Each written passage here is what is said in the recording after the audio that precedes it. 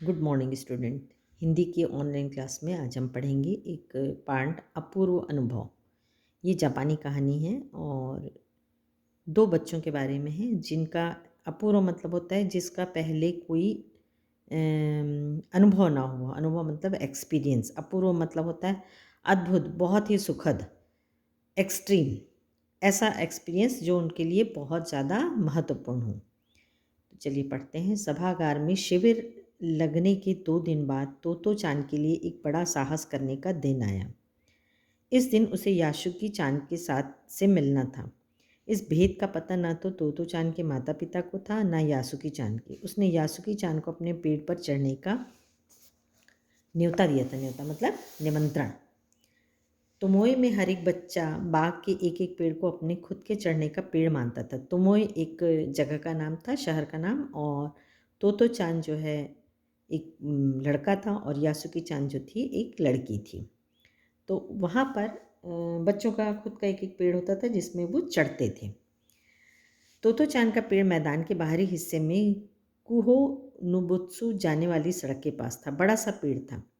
उसका चढ़ने जाओ तो पैर फिसल फिसल जाते, पर ठीक से चढ़ने पर ज़मीन से कोई 6 फुट की ऊंचाई पर एक द्विशाखा तक पहुंचा जा सकता था। द्विशाखा मतलब जिसकी ब्रांचेस होती हैं।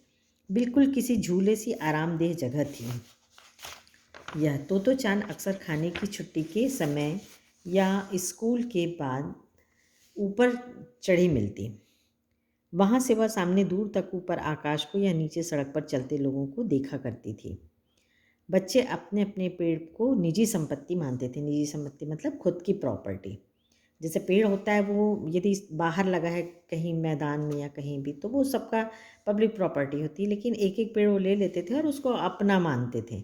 किसी दूसरे के पेड़ पर चढ़ना हो तो उससे पहले पूरी शिष्टता से माफ़ कीजिए क्या मैं अंदर आ जाऊं पूछना पड़ता था। तो जैसे अपन घर आने में या क्लास में आने के पहले आप परमिशन लेते हो, उसी तरीके से यदि किसी दूसरे के पेड़ में चढ़ना हो तो परमिशन लेना पड़ता था। यासुकी चान को पोलियो था। तो यासुकी चान जो लड़का रहता है उसको, शायद मैंने पहले यासुकी चान लड़की बोली थी, तो यहाँ पर माफ़ करना, जो यासुकी चान है वो लड़का रहता है और तोतो चान है जो लड़की रहती है। तो यासुकी चान जो था उसको पोलियो होता है और सभी को पता है कि पोलियो जो होता है पैर में होता है और उससे आदमी चलने में असमर्थ रहता है। इसलिए वह न तो किसी पेड़ पर चढ़ पाता था और न किसी पेड़ को निजी संपत्ति मानता था। अतः तोतो चान ने उसे अपने पेड़ पर आमंत्रित किया था, पर यह बात उन्होंने किसी से नहीं कही क्योंकि अगर बड़े सुनते तो ज़रूर डांटते। घर से निकलते समय तोतो चान ने माँ से कहा कि वह यासुकी चान के घर डेनिन चोफू जा रही है। चूँकि वह झूठ बोल रही थी इसलिए उसने माँ की आंखों में नहीं झांका। वह अपनी नज़रें जूतों के फीतों पर ही गड़ाए रही। रॉकी उसके पीछे पीछे स्टेशन तक आया। जाने से पहले उसे सच बताए बिना तोतो चान से रहा नहीं गया। तो वो जो लड़की थी वो यासुकी चान को पेड़ में चढ़ाना चाहती थी क्योंकि यासुकी चान जो था असमर्थ था चढ़ने में। और वो जब इसलिए उन लोग नहीं बताते हैं अपने से बड़ों को कि यदि उन लोग सुनते तो उनको डांट पड़ती, क्योंकि तोतो चान जो थी वो खुद काफ़ी छोटी थी, वो किसी को चढ़ा नहीं सकती थी। तो अपनी माँ से झूठ बोलती है लेकिन उनका सामना नहीं कर पाती झूठ बोलकर, तो वो बिज़ी होने का बहाना करती है। लेकिन अपने साथ आए रॉकी को वो बता देती है कि वो क्या करने जा रही है। मैं यासुकी चान को अपने पेड़ पर चढ़ने देने वाली हूँ, उसने बताया। जब तोतो चान स्कूल पहुंची तो रेल पास उसके गले के आसपास हवा में उड़ रहा था।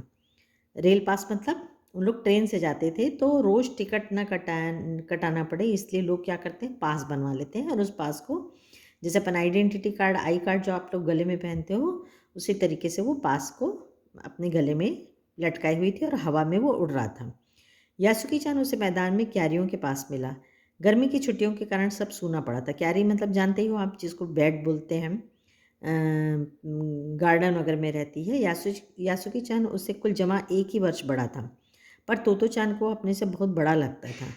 जैसे ही यासुकी चान ने तोतो चान को देखा वह पैर घसीटता हुआ उसकी ओर बढ़ा। उसके हाथ अपनी चाल को स्थिर करने के लिए दोनों ओर फैले हुए थे। तोतो चान उत्तेजित थी। वे दोनों आज कुछ ऐसा करने वाले थे जिसका भेद किसी को भी पता न था। वह उल्लास में ठिठियाकर हंसने लगी। यासुकी चान भी हंसने लगा। तो खुश होकर दोनों बहुत एक्साइटेड थे क्योंकि वो पेड़ में चढ़ने वाले थे।